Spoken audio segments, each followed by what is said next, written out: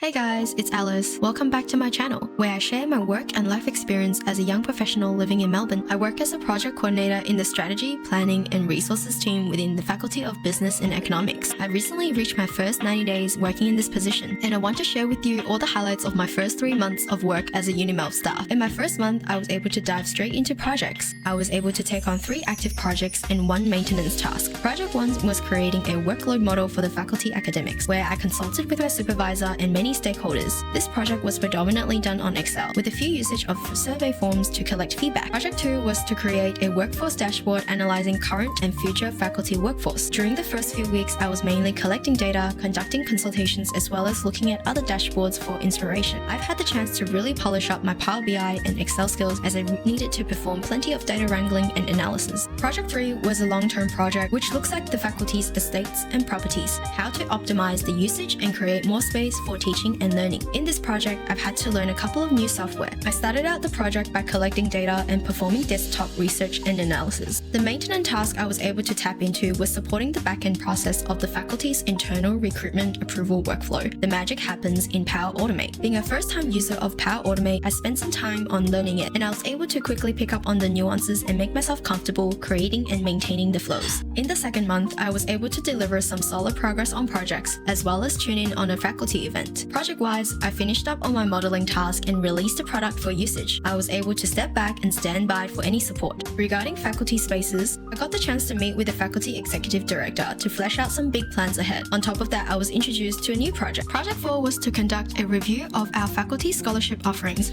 and create a tool that helps my supervisor to plan out future scholarship allocations. So I got the chance to learn some forecasting and projection analysis using Excel. Anyways, I had the opportunity to join the faculty's consultative committee meeting to listen into hot discussion topics on sustainability and the university's future strategy, and that was end of month 2. In my third month, apart from my ongoing tasks, I was introduced to a few new projects. Project 5 was an initiative to start our faculty's Indigenous procurement policy. I teamed up with the center manager, and together we started planning for the initiative. Project number 6 is to give our faculty intranet page a whole new look. First few steps is to collect information and data and connect with relevant personnel. Project 7 was introduced, and it is super exciting, offering our own faculty staff professional development opportunities. I'll update more about this, and I'm super excited to share my approach to automate this process. Other than projects, in the month of August, I was able to attend the faculty quarterly forum, as well as an executive listening lunch. The quarterly forum was held at the Melbourne Business School. We had the guest speaker from unimelb's Stop 1 team to come and present their methodology to improve services and processes. The executive listening lunch was a unique experience for me, as I was invited alongside a very small group of staff to have lunch with the faculty executive director. During the session, we speak about what we enjoyed working at the faculty and what we like to see improved.